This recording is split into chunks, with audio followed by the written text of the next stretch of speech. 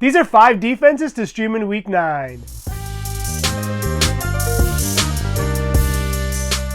First up is the Cincinnati Bengals. The desperate Bengals are going up against the Las Vegas Raiders team that is tied for the league worst turnover differential with -13. And while Gardner Minshew did look a little bit better last week against the Chiefs, he still has 5 turnovers over his last 2 games, along with 7 taken sacks. And this has been the story for the Raiders all year. Not only do they turn the ball over at a high rate, they also allow a ton of sacks. On the year, they've given up 25, which is tied for the 4th most. Although slim, the Bengals are still not mathematically eliminated from the playoffs. So I expect them to come out with some urgency and to keep their foot on the gas. They essentially need to run the table from here on out. Number 2 on the list is the New Orleans Saints. The Saints have lost 6 straight, but this week is just what the doctor ordered. They may get Derek Carr back, and they're also going up against a 1-7 Carolina Panthers team that is essentially going through the motions at this point. Andy Dalton was inactive last week after suffering a sprained thumb in a car accident, and given that he wasn't able to practice in any capacity last week, there's a decent chance that he misses this week as well,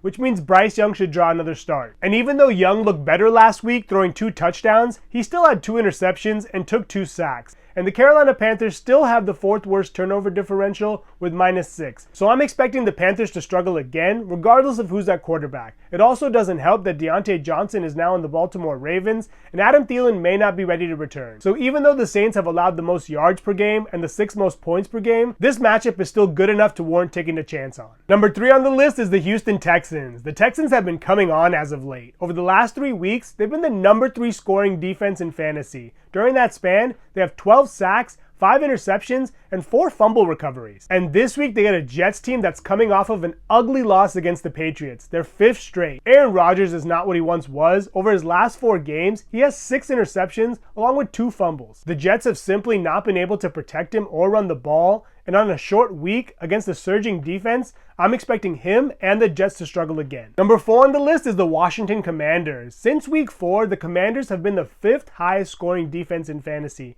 During that span, they have 17 sacks, 3 interceptions, 3 fumble recoveries, along with 1 defensive score. They've also allowed 15 points or less in 4 of their last 5 games. And this week they get a Giants team that is absolutely capped by Daniel Jones. They've lost 3 straight and have only managed to score a combined 28 points over those 3 contests. While Jones has done a better job of limiting his turnovers, this team is very conservative, they don't take chances downfield, and they don't play well from behind. So I'm expecting an uphill battle, and to make things worse, they may be without breakout rookie running back Tyrone Tracy Jr., who suffered a concussion this week. Number 5 on the list is the New England Patriots. The Titans are tied for the worst turnover differential in the league with -13, and a lot of that is attributed to Will Levis, who's been out of the lineup the last 2 weeks with a shoulder injury, but he was able to practice in limited fashion last week, and there's a decent chance he returns this week. And if he does, that should bode very well for New England. The Patriots just ended a 6-game losing streak against the Jets last week and should come into this game with a lot of confidence. Even if Rudolph gets the starting nod, I would still consider starting New England. Rudolph has not protected the ball well in these last 2 games, throwing 3 interceptions and putting the ball on the ground 3 times, losing 1 of them. As an added kicker, I might even consider starting the Tennessee defense, especially if Jacoby Brissett starts.